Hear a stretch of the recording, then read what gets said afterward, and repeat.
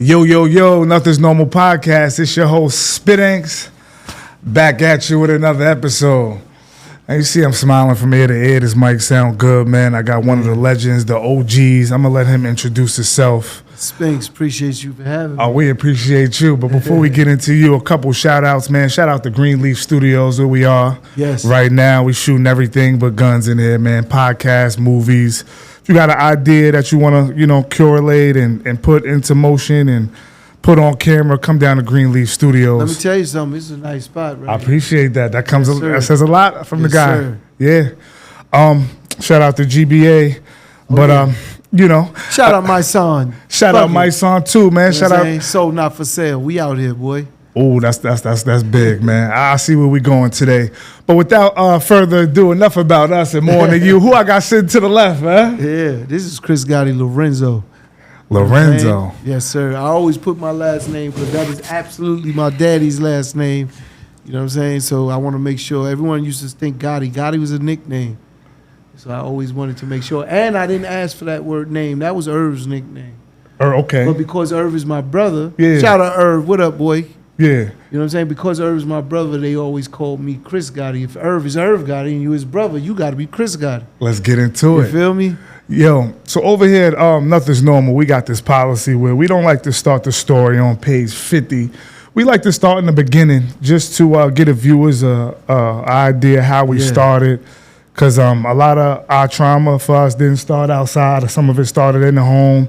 And to give inspiration to people coming behind us, man, because a lot of people will realize that they might have started further than in better circumstances than you did when you was a kid, and we see where you made it to. So with that being said, Mr. Chris Gotti, Lorenzo, where you from, man? Hollace Queens. Hollis. Born in Brooklyn, Brownsville. Everyone always asks me that. We was born in Brooklyn. We had a little place in Brownsville off of Livonia, and then we moved from there to Hollace Queens. So I always claim Hollis because that's what raised me. That means I'm somebody who, I studied the game tapes. I know Queens is huge, it's very geographical.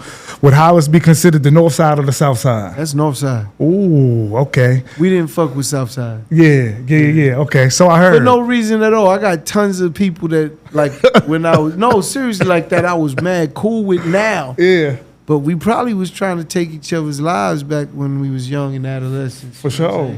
Yeah. So growing up in Hollace, Queens, man, how was the household for you? Would you have, mom, dad, auntie, uncle? How'd that go for you? I come from a family of 8. Wow. My mom had, and my dad was together again. So I had both my mother and my father. That's amazing. Yeah, it's a blessing. We didn't have no money. It's funny because I always ask my dad, like, why didn't you leave? You got 8 kids, you ain't had no bread. What the fuck was you doing? He said, why didn't you leave? Like, they'll leave for less nowadays. He said, I didn't want to do that to you kids. He's like, I wouldn't do that to you kids. And and that's a big deal because back then, most men left. Yeah. So all my friends, I don't know too many friends that their mother and father was together. For sure. And shit like that. So we didn't have money, but we had love. You know what I'm saying? Irv is the baby of 8. I'm number 7. I got 5 sisters, and I got an older brother, Rory. Wow. Yeah. That's amazing, man. How was that for you now that, in hindsight, growing up with your father and having so many friends that just didn't, do you think that made a difference in who you became? Absolutely. I'm very family orientated. Sure. The way I build my business is family. Anyone that worked for me, they understand that. And it comes from that upbringing. Yeah. I understand the strength of family, especially when you didn't have, if you didn't have and you still was together. Families. And you know what's crazy? I can't sit here and act like I never fought with Irv. Well, how many years you got Irv by? 3. 3. Okay, so y'all still could have. Yeah, you could have. All my friends was Irv's friends. They took care of my little brother. They was like, you know what I'm saying? Yeah. But we didn't argue and fight. Yeah. We really didn't argue and fight till the feds came, man. That'll do it. But think of what I'm saying. That's kind of different from a bigger brother, little brother situation. And I never wanted him to do what I did. Right. Even though he did. If I played football, he played football. If I played basketball, he played basketball. Mm-hmm. If I DJ'd, he DJ'd. For sure. Because I was the one who DJ'd first, but he started DJing after that. Okay. So that's what started that for you, DJing. Well, I got some equipment, through some things with my man Nick. Shout out Nick. Shout out to Nick. We thought something was in a place that wasn't. We took what we could get. Right. Yeah, for sure. Coming up in a household of 8, man, what's some things that y'all did, man? You can't get bored, I feel like, in a household that big, man. Listen to me, we played all them games from Scully to Hot Peas and Butter. I mean, I don't know if you guys know these kind of I know games Hot Peas and Butter. Scully's get a little fuzzy with the Scully, it might be the age. You play on the ground and you got to become a killer, and it's with a top and you go shooting. It's a fun game. For sure. But all of those ring and run, all types of shit. Yeah. But because you had so many like brothers and sisters, you had someone to play with all the time. We didn't have to worry about everybody else and what they was doing. Yeah. And everyone knew us on the block, so they all would come fuck with us like that. Yeah, for sure. Yeah. But really, from a very young age, my dad, we didn't get sneakers or clothes unless he won at gambling. Oh, so okay, wow. So if he won at the horses, he taught us how to all of us, my sisters, everybody, we knew how to gamble. Yeah. Yeah. It's hereditary.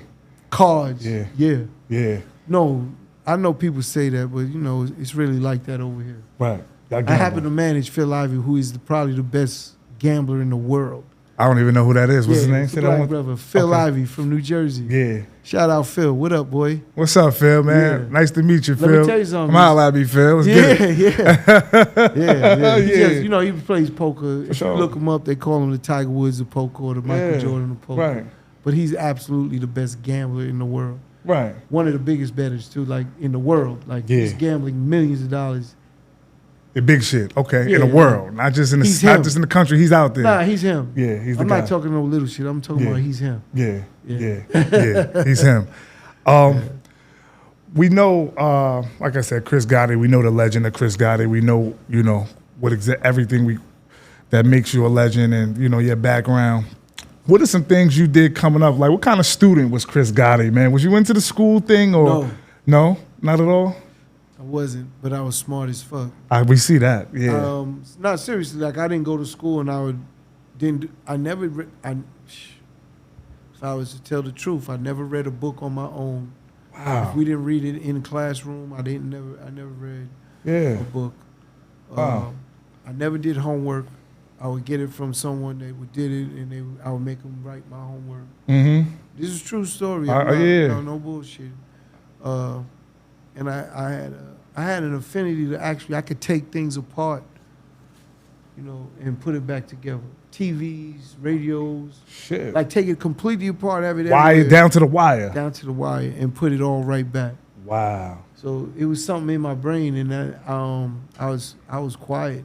But I didn't go to school, played football in high school. Yeah.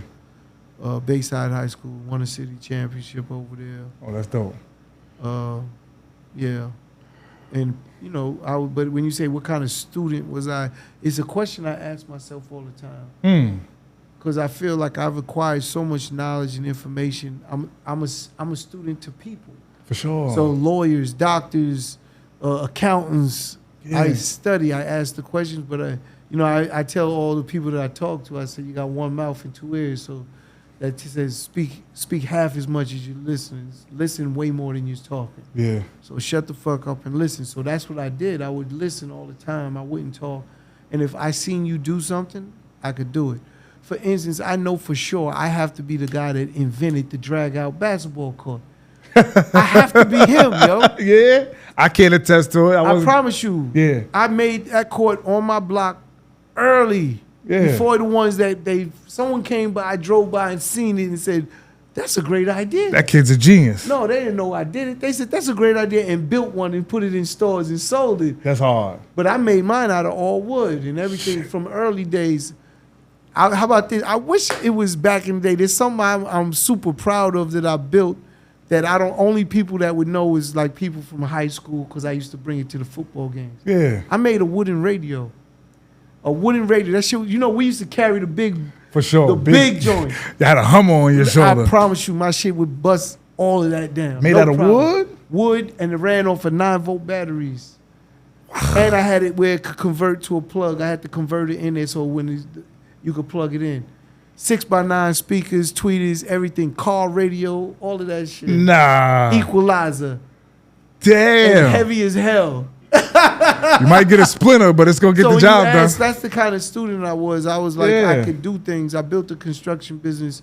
I learned every trade. Yeah. I could build all of this shit. I could build it, no problem. I understood it. I didn't go to school. I learned how to read blueprints. I learned how to do surveying. But I learned from watching the carpenter, the tin knocker, the plumber, the electrician, and then I just asked a question or two, and then I knew how to do it. Yeah. So my question to myself would be, damn, I wonder where would I be? What kind of life I would have if I went to school? I graduated high school in 5 years. I missed a whole year of high school, so I had to do another year. But you graduated, though. That's all that matters. I graduated. Yeah, you made it. And again, I was getting 75s to 85s with never studying or nothing. Just fresh out the bed. Take a test. Yeah. Yeah. Maybe I was lucky at guessing in the multiple choice shit. Who knows? I mean, I was going to ask you, man, who were some of your influences coming up? Like, who did you watch? Who was Chris watching to even adapt or inherit this mindset? Or was it just all organic? You know, it's weird. People say that as a kid, you're talking. Oh, like who? Yeah. The only person I could tell you that I was really looking at was my dad. Wow, and it wasn't like, and I'm gonna tell you what I'll tell you. You know, God's honest truth. Shout out, Poppy. He ain't here with us, but he's here with us. Rest in peace. But he was a cab driver. Really? Yeah, he didn't make no bread. Work all day, come home drunk. But when you spoke to him, he knew everything. Yeah. And you know, you ever do a crossword puzzle? Absolutely. Them shits is hard as hell. Hell yeah. Make you cross-eyed. He would do crossword puzzles. He was a chess master. He would study chess. Because back in the day, see, you don't know, but in the newspaper, I think it's Bobby Fischer. There's another big Russian that was a chess player. They would put their games and all their moves in the paper. And he would sit there with the chessboard playing them out. And I'm like, what you doing? He's playing their game, so he sees their moves and how they move. Again, one of the smartest men I ever met, and he didn't even graduate high school. I don't think school measures intelligence. It does not. Yeah. I'm a perfect example. I am a doctor. I'm a lawyer, accountant, whatever you. I am that. Very well spoken, articulate. Yeah, speak well. Yeah. But that's all from me studying people and asking questions. And then when I got into the music industry, you find out fast they all want your money. Yeah. So they're all really trying to rob you. Definitely. Every executive, every lawyer, for the most part, they can't make money without you. So they have to basically take advantage of you to make more money. Yeah. And that's basically what I learned early, and had to fire all of these lawyers and accountants early. I didn't have no one teaching me nothing. Yeah. You know, it was very nerve-wracking because I was doing construction. We was very successful. Me and my sister, Tina, shout out Tina. We was making a lot of money in construction.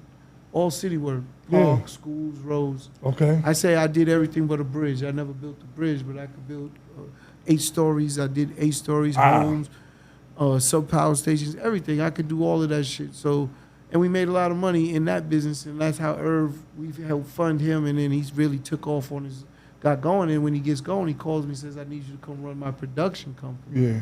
Which is his sells beats. Yeah. So when I go over to do that, I still work construction. I have to do both because I don't know if I'm going to make money yet or not in music. Yeah. But I had to learn the business. For sure. So I know what everything is, and that's what I did. Yeah. It took me about 2.5 years to really know the business. Yeah. Like to understand all these little details and everything and where the money's at. And that was with diligent, aggressive pursuit. It seemed like ain't no time to chill. Taking advantage of. Taking losses. When you lose your money, you learn quick. Yeah. yeah. For sure. When you lose your money, you gonna learn. Yeah. I want to rewind a minute. As far as rest in peace to your father, man. Rest in peace, Poppy. Was he able to see your success? Oh yeah. Oh, okay. So you were able to. He passed at 86 years old. He got to see. Good job. Yeah. He got to see everything. What was that moment like coming back home to the family when it's like, you know what, we made it. I'm changing our life. Whether it was collective, you and Irv. Again, what was that like in the Lorenzo household? You know, it's pretty weird because all my brothers and sisters went to school, graduated from college. You know what I'm saying? So my 5 sisters all got degrees. Rory, the oldest, got degrees. Sure. And me and Irv didn't. And it worked out the way it did. That's God's plan. I don't know how else to say it. For sure. But it also says something about hard work and dedication. Irv's relentless, and I give him that credit more than me. Yeah. I built construction, but music, I did build music, but it was because of what he did. Right. I couldn't do what I did without him. For sure. I would have never took that route. Irv is talented from a musical standpoint. Yeah.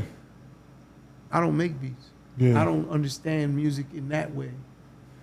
I could hear it and understand it from there, but I can't create it. Yeah. Irv could create it. He could hear you. And that's a different level. In any business, it's the creators that make the money. Right. So he's that creator. Right. That's dope.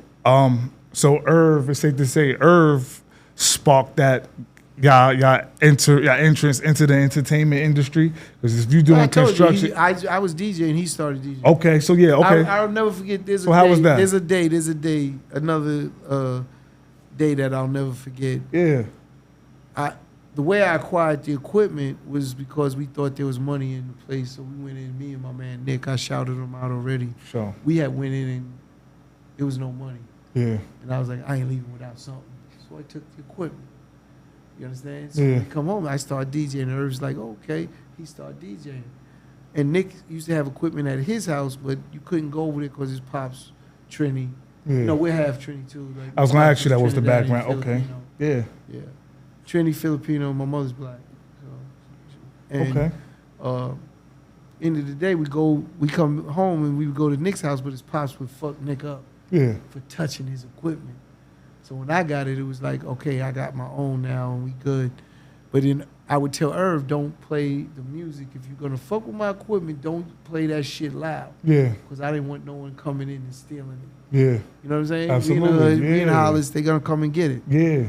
So one day I'm walking to the crib and I see Baby Jermaine. Shout out Baby Jermaine. I ain't see your ass in forever. He was one of Irv's DJs that Irv mentored and taught. Yeah. And Baby Jermaine's walking up and he's like, yo, don't get mad. Because I hear the music and I'm ready to fuck shit up. You ready to go. Like, I told this. The Gotti way. Don't be playing that music loud. Yeah. When I'm not there because I don't want no one. So it's in the garage. I ripped the garage open. He's in there with all his boys and they get quiet. I said, I told you don't fuck with this shit. What's wrong with you? And Baby Jermaine say, Chris, he's really good now. He's the man. He's like, he's really good now. I said, yeah? Let me see it. This nigga started doing everything, yo. Bing, bing, bing, spinning around. Yeah. Yeah. Put the handcuffs on. And that's the day I never DJ'd again. About this guy used to get into all of that? The tricks and all that? You could get Kid and Play on him? I could not do that. Nah. But what I would tell you is that's the day I never touched the turntables after that. Yeah. I told him, keep it down. And I closed the garage back. I basically gave it to him that day. Yeah.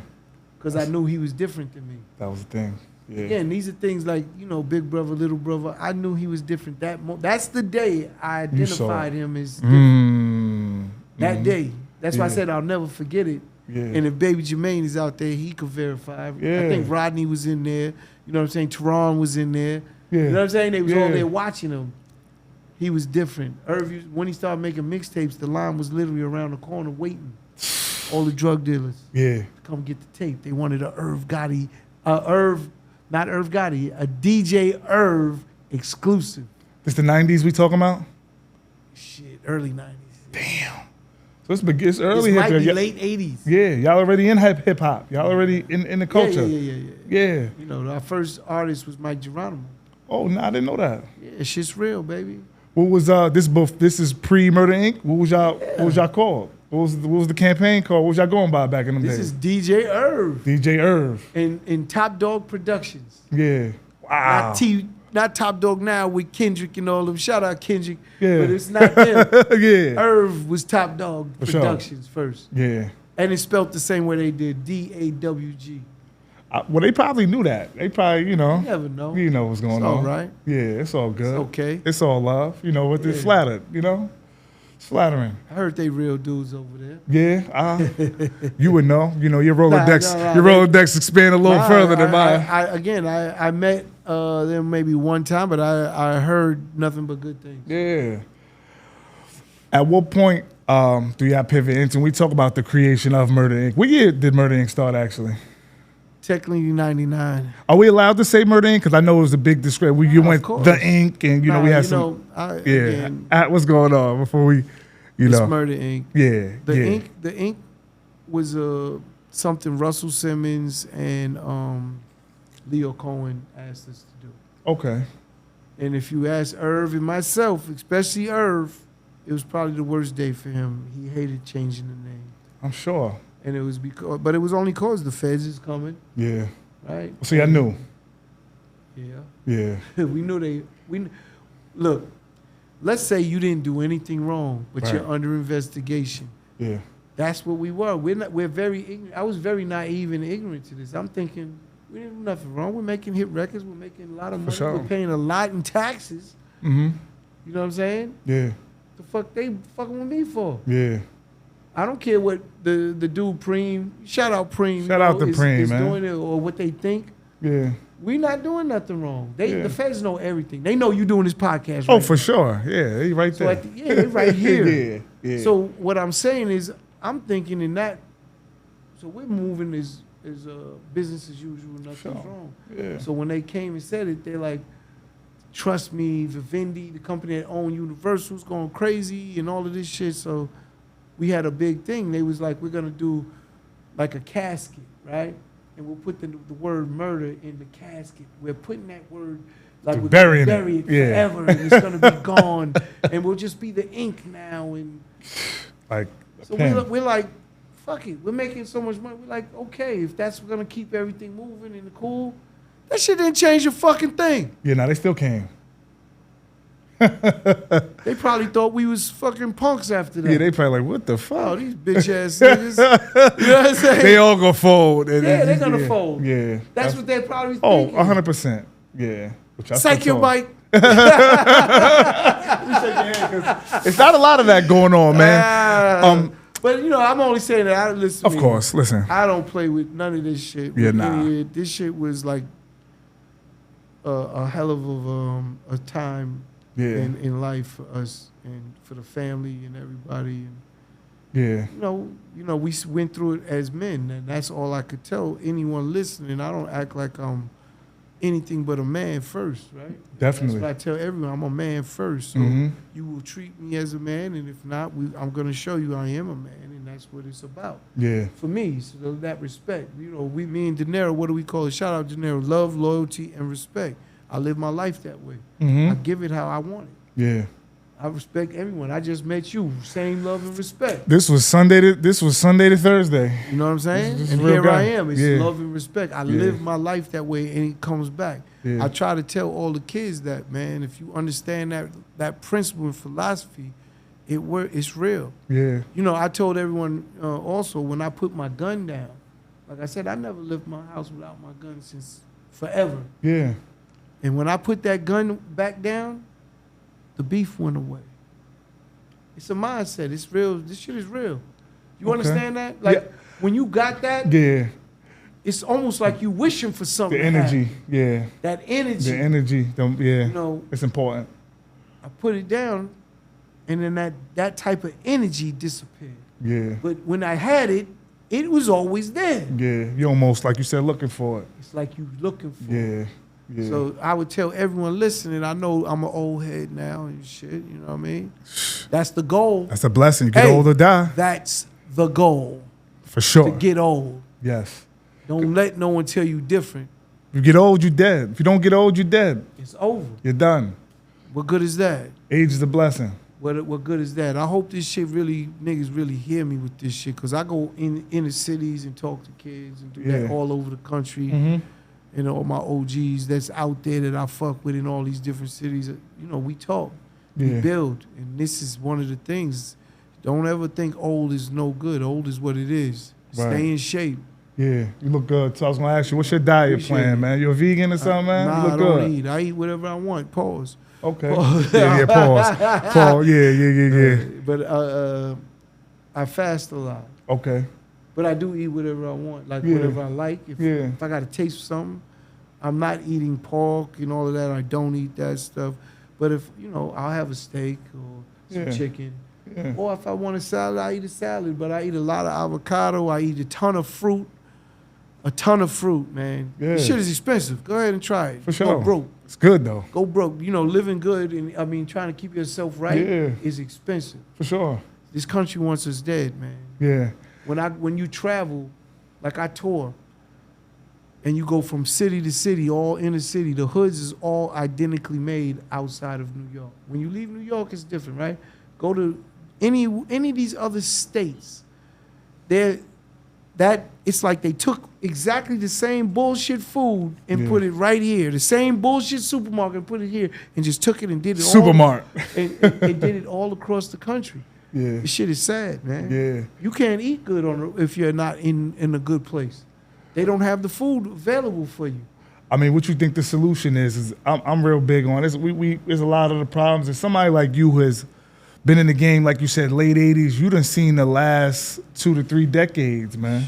Yeah, maybe more. What? You said the 80s. We're in 2020. We in 2024. Yeah. So yeah, that's 40. That's 40 years. Decades. That's 40. That's what I'm saying. That's 40. a lot. I got to see a lot. That's a lot of time. It's a lot of time. Before we get to that, what was your best time? Which as far as the business of hip hop, the 90s or the 2000s for you? Like 2000s. What era for you? The 2000s? Nah, 2000s was it was surreal. Yeah.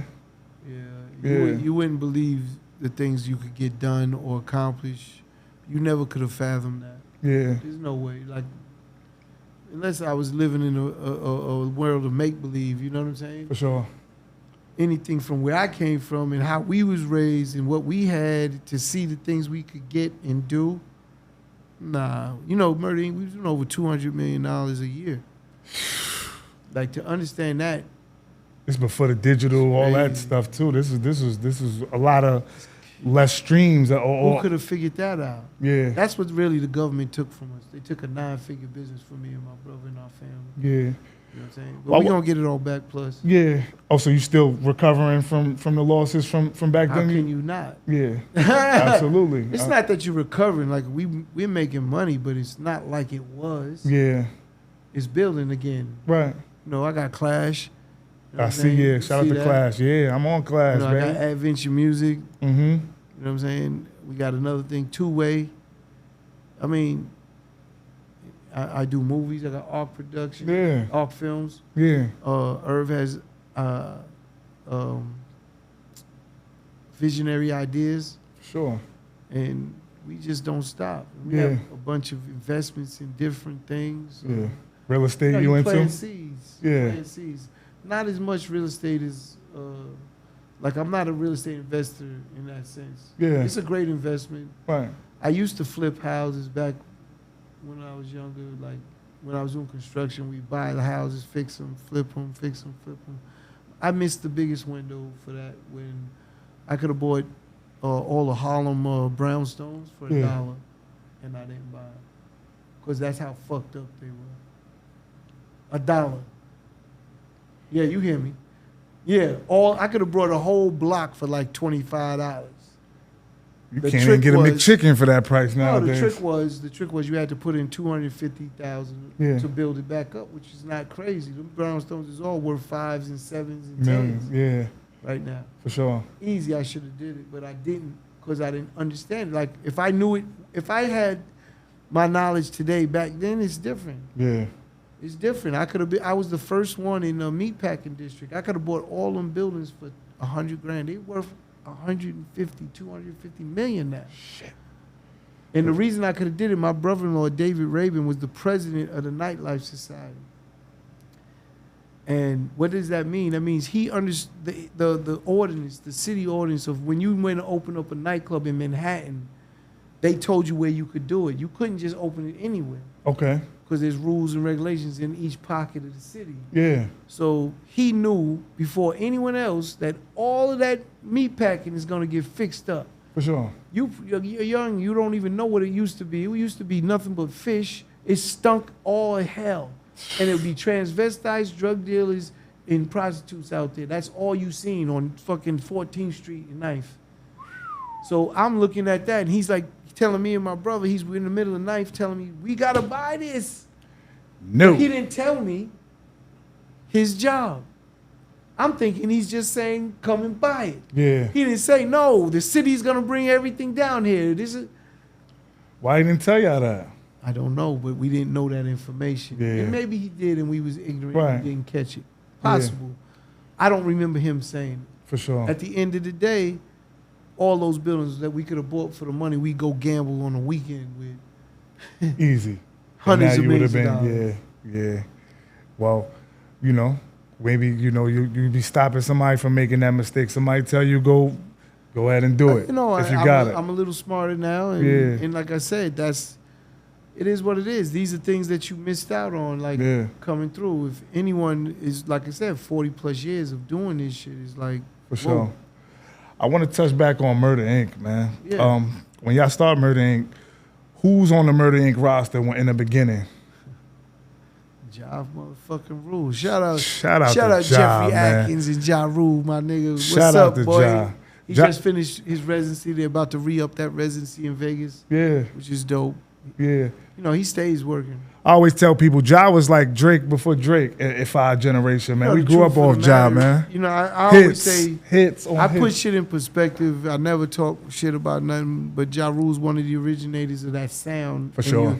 If we went through the artists today, they all borrow from that sound. Absolutely. They don't just rap like, let's say, a Jay-Z or a DMX. They don't just rap like that. Yeah, harmonizing and all that. They use their voice as an instrument. And the melodic flows and big hooks. Yeah. When you go back to hip-hop, they wasn't doing that. The Bone Thugs had a little taste of it, too. Okay. So let's say Ja probably took some of their shit. Yeah. Yeah. But that's it. Yeah. That's it. He so took just Ja. Yeah, he took it there, and I would definitely, say that Drake borrows from that, even Lil Wayne, like all of these guys. Lil Wayne had a record. Shout out Weezy, man. Shout out to Wayne and Drake. But he had a record. I wish he'd put it out or send it, let everyone hear. He had a record where he was bigging up Ja and saying how Ja was one of his favorite artists, and it's like a dedication record he made. Wow. To Ja, because he's basically saying he basically understood. Ja was that dude, man. Listen, nah, for real. We was in skating and what else I feel? His career was shortened, not just from the whole 50 Cent shit, but really because the feds made Murder Inc. disappear, not 50. They wouldn't allow Universal to support us. So our engine is gone. Okay, yeah. So how could y'all put out records if it's not getting absolutely pushed? Yeah. And then when you get into the business of it, it's like 50 was on Interscope, which is Universal also. Definitely. So all they did was take our money and push it over to him. Yeah. You know what I'm saying? The company ain't gonna lose.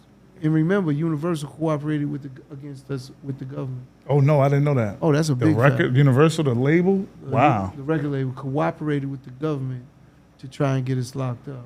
Oh, so they was trying everything to get y'all back. Y'all was killing it. We had to sign a deal while we was on trial that if we go to jail, they own everything.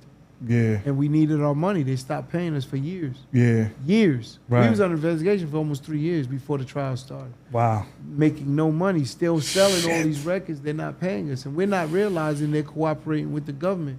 Yeah. We're just thinking that it's like they're fucking around and playing, where's our money? Where's our money?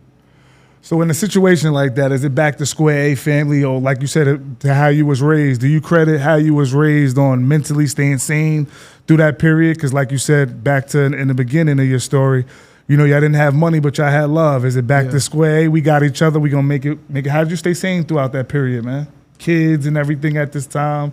My dad. Again, I'm gonna go back. My dad was probably the most mentally strong man I've ever met. Yeah. He was used to be, I'm going to say he was an alcoholic.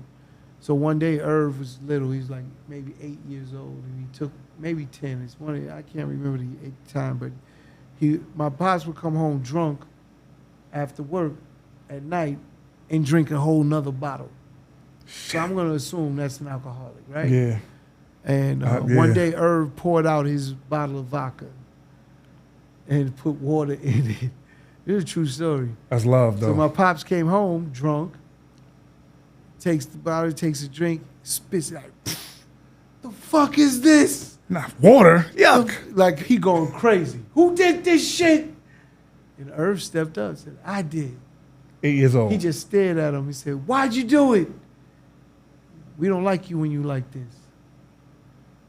He went and poured that shit out and never drank no more. That's tough. I shake your hand. That's mental shit. For sure. So he did one more thing like that, which he used to smoke 2 packs a day, Marlboros. That's some strong cigarettes. Those the big, whew. Those ain't this, those 2 ain't. packs a day. Those the big boys. And my sisters would complain because the smoke would be in their hair. So one day Angie says to him the same kind of thing. Why are you smoking? No one else smokes. You're making our hair smell, this and that. He just looked at them and went to the front door, took his last pull, and never smoked again. Now, I don't know who could do that. That's a mental... Yeah. That's very strong mind power. Like, and I've dealt with addiction, like shit like that. Like, yes. I got shot before, so them perks. I spoke about it on the shout out to Pistol P on the Dog in the Yard. But that's not easy. I used the alternative drug to get over that. So like you said, to cold turkey, and you gotta be careful because the perks you'll be locked in on those. Then I was locked in on them. That's what I'm trying to say. telling you. For him to take his last pull of a cigarette and his last drink and just say, you know what, fuck it. That's hard. Super. Woo, that's harder than rocket science. You know, never drank no more. If he did in his later years, if he'd have a glass of wine, he never was drunk ever again. Yeah. Ever again. He never smoked nothing ever again. Yeah. I don't know too many people like that, like human beings. Like, and the more I live and meet people, I don't see no one like that. So when you say, where did it come from? I'm going to say it came right there. Yeah. You know, that mind. It's funny because when I was going through trial and everything, I wouldn't eat nothing but bread and water. It was just a mental thing for me. I didn't eat nothing but bread and water every day. Thinking in case I go to jail, you know, that's 98%. You know, I'm thinking in those terms, and I'm like, damn, I'm gonna be out of here if this shit don't go right. But it never made me. I never was crazy except one day, I got crazy, and I never thought God was gonna do that to me. I was like, this ain't my plan. God ain't got this for me. Yeah, because that's literally night and day. Yeah, y'all sitting high. Y'all at the highest pinnacle of life. When I just feel like jail was the lowest. You know, one day I'm going to bring all the articles so you understand when I walked outside, people's looking at you like a monster. Yeah. Because that's how they portrayed you. Every front page of the newspapers. I know people don't understand newspapers. You know, you news millennials and Zs, you don't know about the newspaper. But that's how people kept up with shit before social media. Sure. So the newspapers would flood you with you did this, you did that, because the feds control all of that. You know, ink is unlimited. Yeah. Wow. You know, permanent. No, but it's unlimited. And when people read it, it's like the gospel. Okay. So, you know, a lot of powers that be, they went into these areas because they know that's the effect of printing something out. Yeah. You know what I'm saying? Yeah. These are very vicious men. Yeah. I promise you that I don't want to say names, but they're very vicious men. Absolutely. You know, Rupert Murdoch. Yeah. You know what I'm saying? Yeah. Because I like how you did that. Yeah, you know, because that's why he went there. Mm-hmm. It's unlimited, you know, ink. He's like, I got unlimited ink, so it's not about money. Yeah. But I could influence political people in any way I want. Yeah. Shit is super real. Absolutely. I felt it completely when it came down to this because they portrayed us with nothing but lies and everyone believed it. Everyone believed the lie.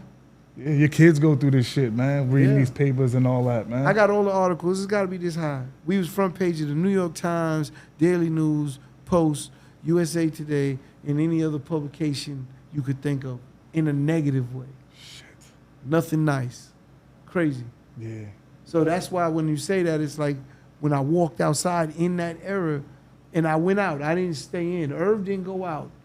Oh, throughout the whole trial, you While still... the trial, Irv wasn't going out. He didn't want to go out. I couldn't stay in. I'd go crazy. So I still went out. I went to the clubs, and I promise you, everyone was looking at me like a monster. Like, shit. Like, this nigga, what the fuck? He ain't in the cage? What the... How y'all let him out, man? Yeah. Calling up, yo, is he supposed to be out here? White people included. Yeah, oh, that's the whole... Go to restaurants, and you just see them doing this. Yeah. How did he get in here? Especially them restaurants y'all going to. Because they don't know me, but they just seen the picture. Yeah. They read it. Mm-hmm. Yeah.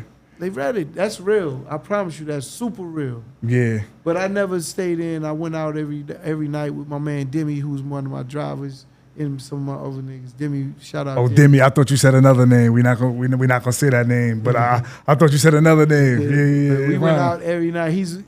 I got receipts on anything I say. Someone could prove it. For sure. But you know, we did that, and like I said, the one time I went crazy was really deliberation. You know, if you ever been through a trial, there's a moment in time where the jurors, they may send a note back to your lawyers and the prosecutors to define the law of a charge. Yeah. So they're clear. Okay. And they sent a note out, and it was about conspiracy, which we all know is the worst, to money laundering. Yeah. I went crazy. Yeah. Because we only was charged with 2 charges. We was charged with 24. Oh, wow. We was charged with 24, but my lawyers got rid of 22 charges down to 2 charges. Get them charges like Rocky. Yeah. So we had money laundering and conspiracy to money laundering. And if they're sending a note out about conspiracy to money laundering, that means I was already found not guilty for the first charge. Because they got to go in order. Yeah. If I was guilty of money laundering, I'm guilty to conspire to money laundering. That's right? it. Yeah. So it's over. Yeah. But that means I was not guilty. So I go crazy when the note comes out, because I'm like, they trying to sabotage us, man. They trying everything. They trying to find a way to fucking convict us. And I went, my lawyer's like, calm down, Chris. I took probably about 40 minutes. I walked in maybe a 10-foot radius talking to God, like, just, I know you ain't gonna do me like this. This ain't it. Nah. You ain't gonna let them do that to me. I did too I'm much. talking crazy to myself. People probably looking at me like, this nigga's losing it. Oh, you can hear it? Yeah. In the middle of the courtroom, not the courtroom, right outside of the courtroom, right by there was a phone there and the thing. I'm just talking, and our courtrooms was packed every day. Yeah. It was so packed that they had to give another room with cameras so they could see. That's how many people was coming. A lot of celebrities coming to holler at y'all, coming to show some love. Well, the usual suspects. The Jay-Z came out. Yeah. Dame Dash came out. Fat Joe came out. Shanti came out. Yeah. Leo came out. Russell Simmons came out. If I missed someone, I'm sorry. Shout out to everybody. Think of everyone. Everyone came out that was supposed to. Yeah, that was 20 plus years ago. Yeah. You know what I'm saying? Everyone that came out the rest of the industry didn't come out. Yeah. I'll tell you off air a crazy story, but off air I got you. Yeah. When y'all get acquitted, what's the first thing y'all do, man? As soon as y'all get that not guilty. When we get acquitted, the first thing when it happened, I was worried for my mother. She started like gasping, like making this noise. I thought she was gonna have a heart attack. And I'm like, Ma, we won, relax. And she couldn't stop making this noise. And everyone else is screaming and partying, but really, me personally, I can't tell you what was going on because I was focused on my mother. Yeah. You know what I'm saying? I'll give you a crazy story with Irv. So, before the verdict came in, he's first. It's Irving Lorenzo versus the United States of America, then Christopher Lorenzo. So we holding hands and everything at the table, and they announced Irving Lorenzo not guilty, not guilty. He let my hand go. He knows. I told her I'd have fucked his ass up if I'd have been guilty. He looked at me with the look like, yo, we was holding hands, but he gets not guilty. He let my hand go, and I look at him. Bro. Hey, yo, this is real shit. He looked at me like, nigga, I hope you good. Call me. I'm gonna turn phone. I'm gonna send you a package. Don't worry, bro. I got you. I know if it went the wrong way. Ooh, yeah. Damn, so he let his head go. Damn, Irv, man. Down, yo. But that nigga definitely let my hand go after he was not guilty. Hey, yo, I got bros that's the same way, man. I love them too, though. Cool, shit, that's what you. Cool. Finish it out. Yeah, Finish come on. out. Keep that energy the same. For sure, man. Yo. But thank God it worked out. But right after we went on JR and Lauren Rittinger, some friends of ours, they had a yacht, the Utopia 3. And we went, you know what's crazy? We went out on the yacht. Right after the thing, we go out on the yacht. Everybody. There was so much liquor on this fucking yacht. It's like, damn, how do you store all this on the yacht? You guaranteed, like, no matter what, you ready. Man, I need one of them parties, man. The amount of food. I mean, we had to have at least 70, 80 people that came on the yacht with us. That's amazing. No, we just went out on the yacht, music blasting. Everyone is smoking. Yeah. My lawyers is smoking. His wife is Jesus smoking. Christ, Christopher. Like, slow down now, man. Shout out. I know Shaquille's not with us, but he's the best lawyer that ever lived. Yeah. And Terry, his wife Terry, and Left Court Irv's lawyer, you know, and I mean, crazy time. Like, it's amazing. And we just celebrating. Russell Simmons was on the, you know, they all came out, and we're, again, just celebrating the victory. Yeah. Back in them days, man. And then we had no deal at the moment. Okay. So you got to understand, we're very naive. We're thinking we won. We're going to go right back to business. Yeah. We didn't have no record deal. Shit. Nobody was fucking with y'all? Like, took almost 2 years before we got our deal back. Okay. Just to understand that. We put out a record with Lloyd, #1 record, and with Lloyd, with the U, with him and... Yeah. Oh, that was y'all? Oh, yeah, that was Irv. Well, you and Irv, yeah. He's on Murder Inc. Yeah, he was. It's Murder Inc. Yeah. Shout out Lottie. That was my shit too, man. You know what I'm saying? Him and Lil Wayne. Yeah. And you would think everything would get better, and it didn't. Yeah. Because this is New York came after that, after the trial, right? Was that like right after? Yeah, that's later. Oh, that was later. Yeah, it's coming, but yeah. Wow, you said you know, I'm bad with timelines. That's crazy. That's one of my like weakest parts. That's why I said with Irv being 8, 10. But it's all good. Timelines. I'm terrible with timelines. Yeah.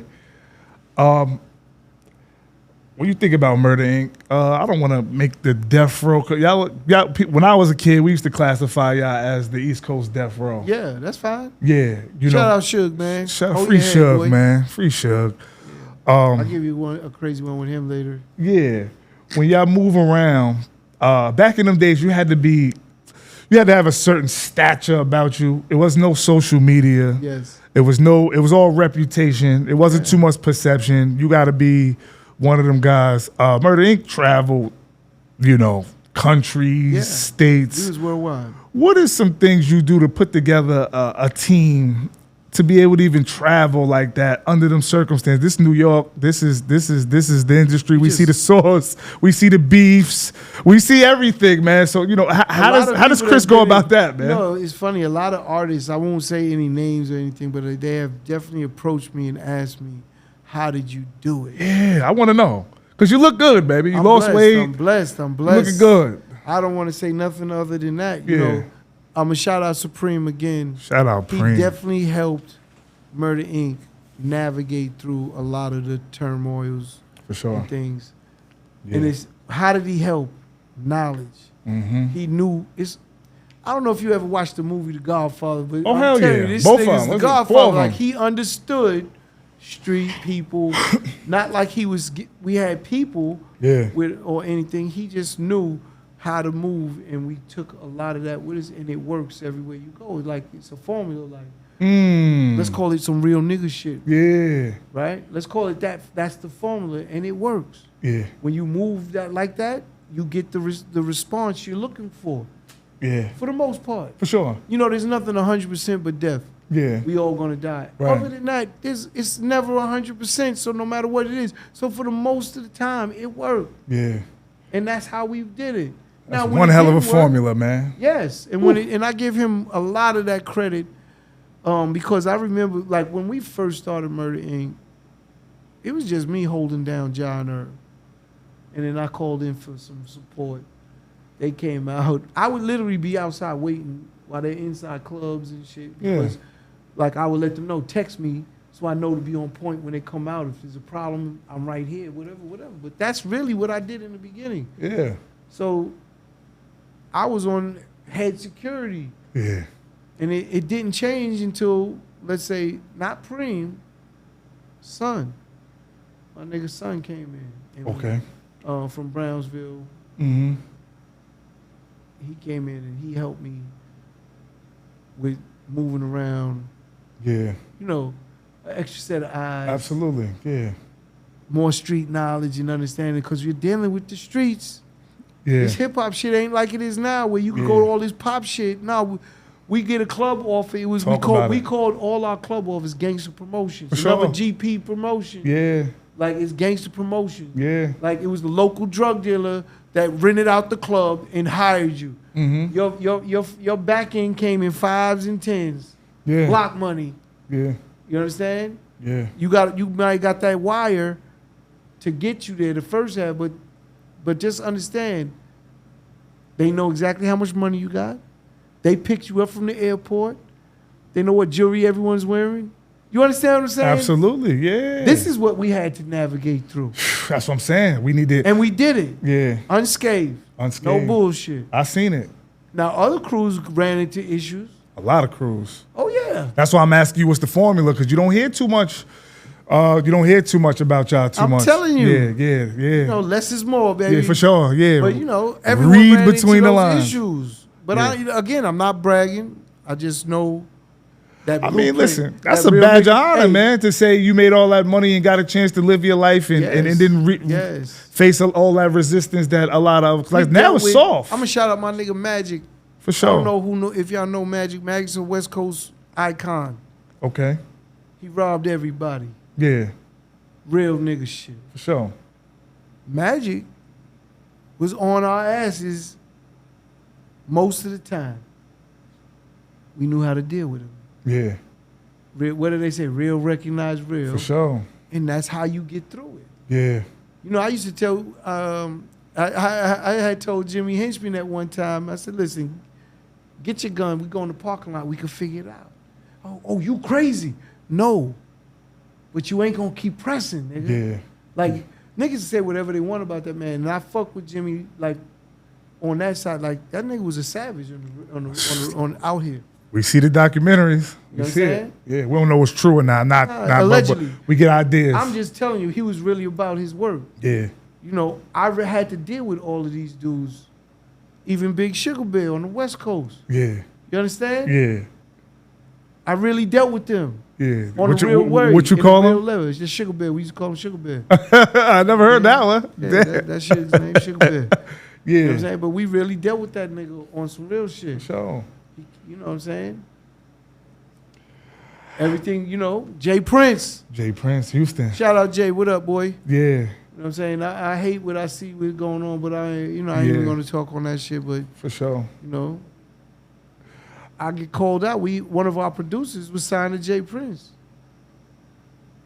Jay won all his money. What you think that gonna be? You think that's nice? Yeah, nah. Okay, I dealt with that. Yeah. Me. Yeah. I will never forget. Irv calls me up and says, "Yo, we gotta. They trying to take this money from the thing they saying because the dude 7. I even hate talking about that nigga. I understood. That producer nigga, he's over there. Yeah. Like what? Irv said, "Yeah, you gonna have to go to Houston and talk to Jay." I'm like, what? So Irv was always getting the big bro. Big bro. Oh, that never ended. Yeah, that's how it's supposed to be though.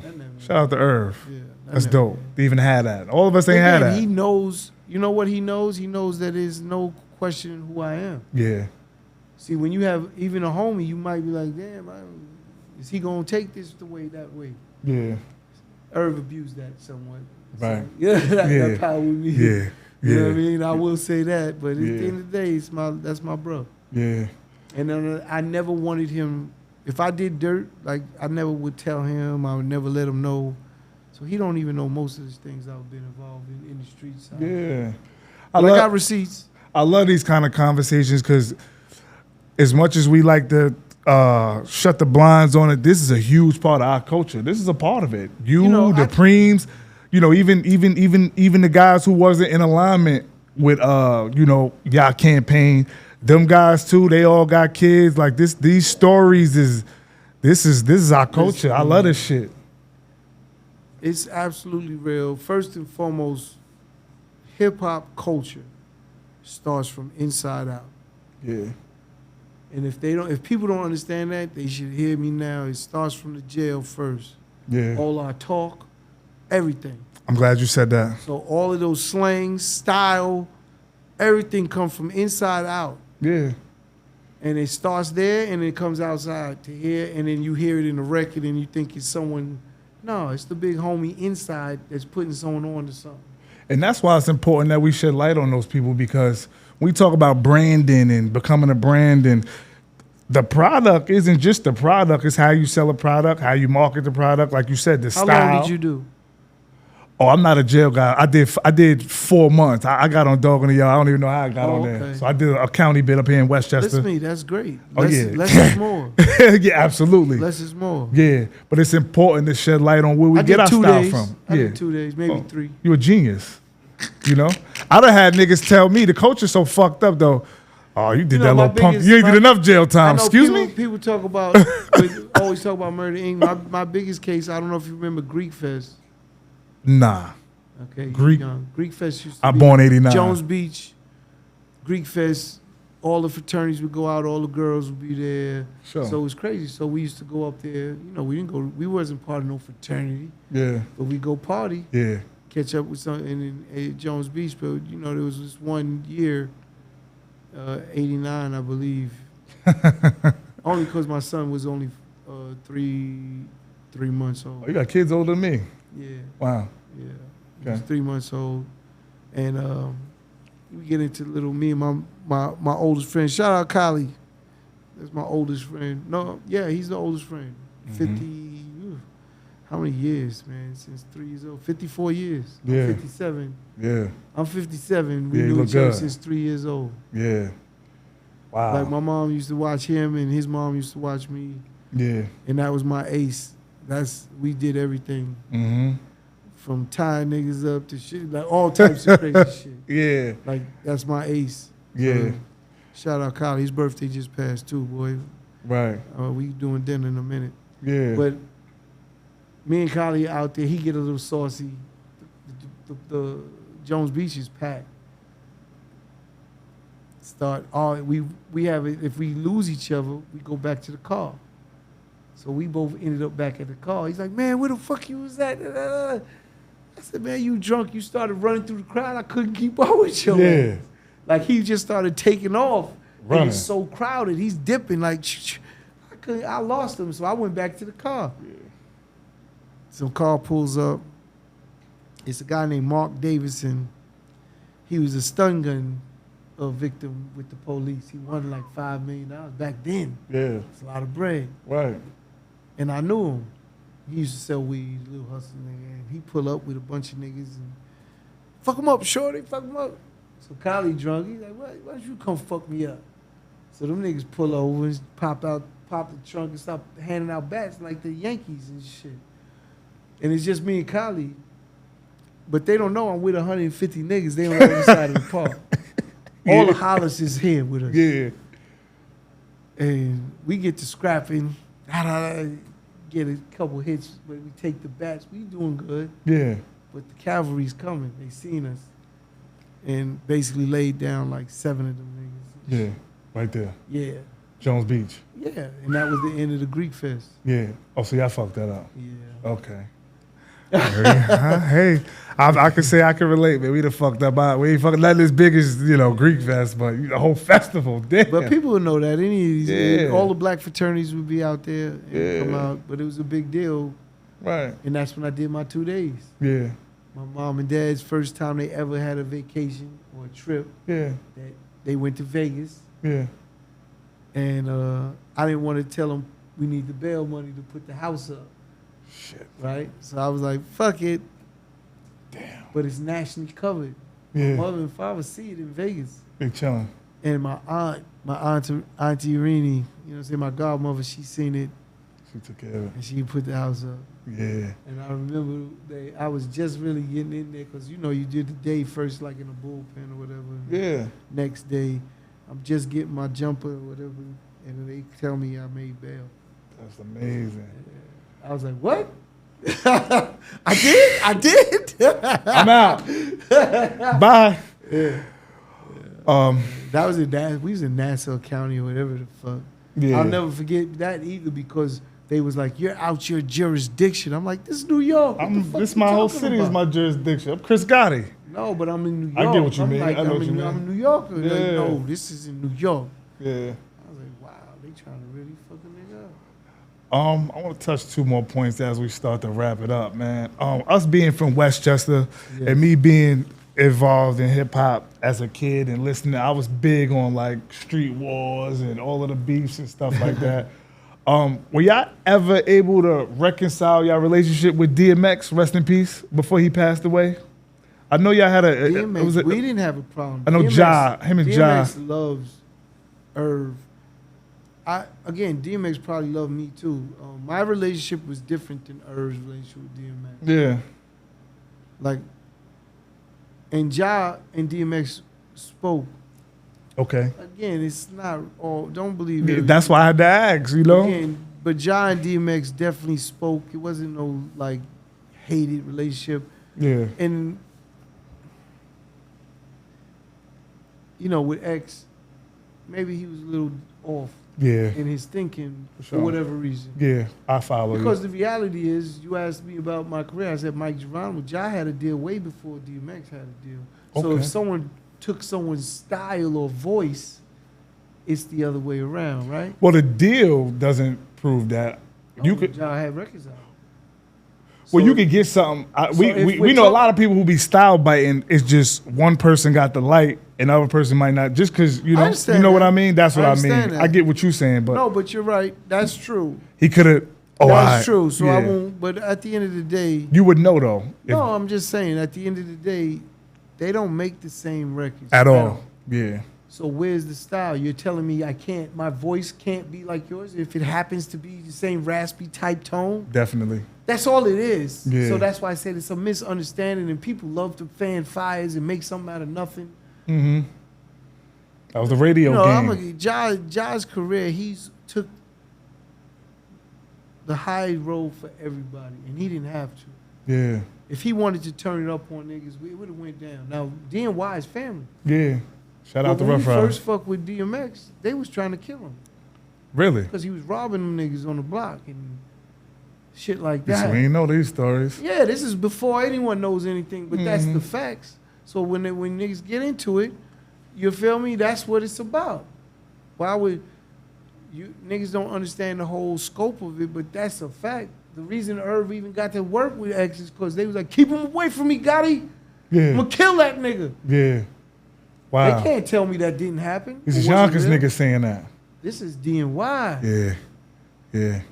Rough Riders saying that. Why? They over there with Diddy with the locks. Just remember that. Niggas be always forgetting how they started. Yeah. They was in shiny suits and all of that shit trying to rap like that. Yeah. So when Irv takes X and comes out, let's take it back to the streets, motherfucker. That's all Irv. That's all Irv vision. Yes. That's amazing. But what did he do for the locks? Oh shit, fuck these shit. We could be ourselves. We ain't X gotta come out on that and winning, and they like, oh, we could do that too. Mm-hmm. Don't get it fucked up. Come on, man. See, you broke. No I like one that likes breakdown. to tell the truth because they think it hurts, but it don't hurt nobody. The truth only sounds like disrespect to those who don't accept it. People would look at the truth like it's terrible. You're an artist. You don't really understand all of the odds and ends. You're trying to get in where you don't even know to fit in. Yeah. You're running under Puff. He's winning. You're thinking he's the right play. I get it. It just that's not who you are. We like to take artists and let them be true to themselves. Yeah. You know what I'm saying? Mm-hmm. And develop it from there. Yeah. And we come from if you couldn't say it, you couldn't speak it if you didn't live it. Oh my God! Can we bring that back? You couldn't speak it if you didn't live it. Are we bringing that back? It has to come back. Is it possible? Yes. You think so? It just takes the one. Okay. It just takes the one. Yeah. It just takes the one to change everything. Yeah. You know what I'm saying? But that was an error right there. And again, it evolved into all types of other fuckery. Yeah, I listen. I heard the radio conversations, then the Irv. Y'all heard it Again, you know, I hate to say that because we talked about the feds. You see what's going, you know, Young Thug. They try to use lyrics against him. Yeah. So that's why I hate saying it, but it doesn't mean if you spoke it, you actually the one doing it. I mean, look, man. I just want to make sure. Shout out Young Thug, man. Shout out to Thugger. Free Thugger. It's looking good for him, man. Let that nigga go. They treating him terrible. They treat him. You see, everybody who's telling is coming home. Like I said, with music, it's an art. It's entertainment. Why are you holding his words, you know, him to that standing when, like I said, it's no different than like a Denzel Washington, an actor. It's all entertainment. Please. Is he Officer Hoyt from Training Day? Thank you. Or you know what I'm saying? And that's we gonna lock him up for his movies? Nah, they're just trying to dive into being able to incarcerate more black men. Yeah, yeah. That's how I look at it because, you know, I look at certain laws. Seatbelt, simple as that. A seatbelt. Yeah. You would think that's not. No, it's racially motivated. If you see, you young, we used to drive like this. Yeah. Nigga, you couldn't see us. Cops don't want that. You can't drive like that. The seatbelt will be over your fucking face. Yeah. Seatbelt makes you have to sit up. Yeah. But it also makes them able to pull you over for just because you don't have it on and check your car. Now they could do that to white people. They don't. Yeah, they don't. They do it in our neighborhoods. Mm-hmm. That's the problem. Yeah. Same with stop and frisk. They could stop and frisk and go in white neighborhoods and do that. They're not doing it. We wasn't included. We know the Constitution, minorities wasn't even included in that. Driving with the cell phone. Oh, yeah. They could pull over anyone. It's subject to subject. It's all subjective to who's pulling you over. Yeah. And what's their agenda. I dealt with the hip-hop cops. Yeah. The shit they did to me. Man, listen. Anywhere I went, they was there. They pull me over for no reason. Fuck, beat on you with that stick. You understand? Black cops too? Yes. Yeah. I feel like they worse. You know, my daughter had her ex. He was a friend of her father's ex was a hip hop cop and he played me. I'll let her tell that story. Yeah. I went in on that bitch ass. Yeah, for sure. Come on. You know what I'm saying? Because you went above and beyond your thing, but he was playing like, yeah, I know you. Like, I'm looking at him like, I don't remember you. Nah, it's okay. It's okay. He's a black dude. It be on people sometimes. I mean, what's your opinion on that culture? I'm not big on talking culture talk. I think everybody's out for their campaigns. That culture shit is a myth. Like, we have a real issue because of the divide. Yeah, niggas don't want to see niggas win for real. It comes from really, like, I hate to be that person, but it is. It comes from a long time of racist shit being done. Programming niggas to think, feel the way they feel. We're the only culture that don't really work with each other. Yeah, it's crazy, but then we pushing culture. It don't make sense. Again, it gets deep. Yeah. I go into the strong black women. What? Strong black woman. What? Yeah. Because they want to be able to live without the man. Yeah. But that's what they want. They challenge everything. That's what they want. Yeah. And then we already see the numbers of what happens in the household without that male figure. Don't act like that's not real and shit. Understand that. Yeah. These are real things. It's not, I didn't make this shit up. But, you know, slavery, I forget the name. It's something Lynch. I forget his first name. It was something Lynch. Who? I think it's Willie fucking Lynch. You know, he used to get that big black man that was a slave and take his wife and kids and put that horse one side, a horse tie his legs on two horses in different directions and rip that nigga apart, put tar on him. This is true shit. Tar on him and burn him and make his wife see. Why? Because now she has to be a strong black woman because that nigga can't save you. Or any other nigga for that matter. And that's really how deep the strong black woman theory is. You never hear a strong Asian woman.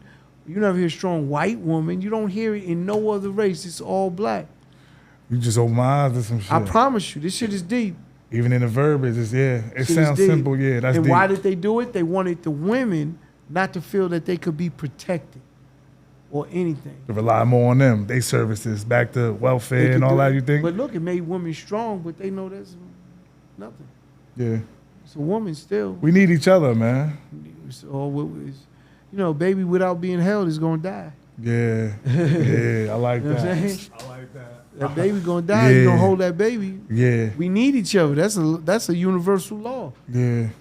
We need each other. But it's deep. And this ain't that podcast, but it's real. Yeah.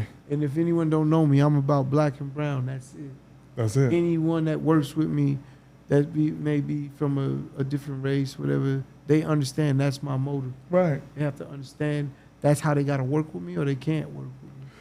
So all my partners, they understand that about me and they accept it, and that's why we can work together. I'm talking about white Jewish absolutely. men. The Munyon, we saw you him. remember the Munyon? You understand? Shout out They to Shay. understand that because I lead with that. Yeah. I got a black mother. She used to tell me, "You think you had it tough?" I woke outside and niggas hung on the pole. Yeah. That's tough. Living that. Yeah. You know, my mother's gonna be 91. That's not Shout my out to grandmother. her. That's my mother. Yeah. So this is the story she told me when I was a kid. Yeah. So how could I ever forget that? Mm-hmm.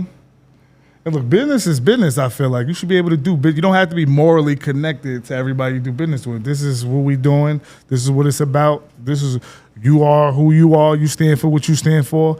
We doing could business. coexist. It's no big, that's what nothing's normal is. We could coexist. Nothing's normal is man. all about coexisting, because your norm may not look like my norm. That's How am I right. to tell you that that's not normal and this is what you saw every day? But we So, could coexist. That's probably the just don't oppress me with That's your probably one of views. the biggest lies we was taught, thinking you have to be the one. Coca-Cola don't got a problem with Pepsi. Yeah, Ford don't have no problem with Toyota. yeah, They all eating and thriving. yeah. I feel like, yeah, because Coca, but they've been in business But they so wanna- long. In our community, you had to be him. Yeah, Like it's only one. one ruler. It's a. And then they push you apart from each other and make you go at each other. Mhm. If that ain't the most divide and conquer shit that we was taught, and it's hard to change. I was gonna ask you. I don't see it. I don't see it. I think that's God's work at that point. When no man could do, just could unify, man. It's because everybody. And I kind of like it like this, like, cause I don't want to, mix and mingle with everything. Some of this stuff that You be don't going gotta- on. you Let me get my no. bread and just go back see, here. I'm not saying you got to mix and mingle, but you don't have to destroy or try and. Oh no, that's going out my way. They could go get it, eat, Yeah. nigga. Eat. I don't give a fuck what Eat. you do. Stay Yeah, out my way. exactly. That's nothing wrong with that. Yeah, carry yourself But how accordingly. about this? When I grew up coming in this business, dealing with corporate America, my biggest challenge was this question right here. So what do you do? When niggas ask me or executives ask me that, I took it like the most offensive way. Yeah, And they was only trying to do business with me. right. How about that? Yeah, And I didn't realize that till later in my life. Like, I would look at niggas, I do whatever the fuck I want. That's what I do. Like, Yeah. I was always very disrespectful in my response. hmm. And they just want to know what I do so they can see if we could do business together. Right. And it's crazy because that's the mindset we have. Accountability to see the growth. So the fact that you even saying that, that speaks volumes in itself. Yeah. Yeah. I seen it firsthand. And I Yeah. would go into these different settings with all these different executives. And, me being uneducated in the sense of I only went to high school. And I'm in there. I always had like a chip on my shoulder Yeah, about that. Right? Yeah. So, and when they ask you, so what do you do? And I'm like, fuck I care. What do you care what I do? I do Yeah. what I want to do. yeah. And Yeah. they be like, whoa. They be like, take Easy it there, back. pal. Easy, bud. Easy, buddy. Yeah. Trying to help you get some money with me, but it's okay. As we wrap it up, with now that we pivoting into business, our connection. This was God, but this was also a EYL, or Earn Your Leisure pivoted Yes. connection. I first ran into you at InvestFest last year. Yes. I've seen you a few times around the guys. We all from the same community. What's your opinion now that their business platform and they're giving out different information? What's your opinion on the culture shifting into that lane and the value and the importance of more people? I'm Yeah. gonna say one thing. Like, first of all, I'm episode 23. You are okay. So the reason I say that is because that shows you how long I was working with these guys, and I knew Rashad way longer than that. Really? from insurance. For sure. Really? He tried to steal all my clients. I own an insurance business. Shotty's a sniper. That's Shot Steiner. When I say he tried to steal it, Yeah. it's like he was working for this guy, and I shout out Michael Culver. Okay. And Michael Culver says, hey, Chris, you know, I'm doing business with Michael. And Sure. he says, you should meet someone that I have here, you know, putting me together with Rashad. Yeah. So I said, come on, you tell me who. He said, yeah, it's Rashad Bilal, and this and that and that. I said, I bet. So we get together. We start talking about businesses, and I tell him some of my clients. And he said, so we should partner up. Partner. Like he said, I like we should partner together, and, you know, you bring your clients over here, and we share. I said, why would I bring my clients to you when I'm already doing it? That doesn't make sense. He started laughing. You know, he took a shot. Yeah. He took a shot. Pow. Yeah. Don't do that again, boy. You blocked it with both hands? No, it was all good. Like, Yeah. and we said, well, let's figure stuff out, but we For never sure. did on the insurance side. And then he see me, I remember, in L.A., and, you know, Rihanna's there. We were at the Club Gate, one of the spots out there at the time. Yeah. And Rihanna's there, and I'm over in the section, and I bring him in. And, you know, we just started kicking it from there. And everything.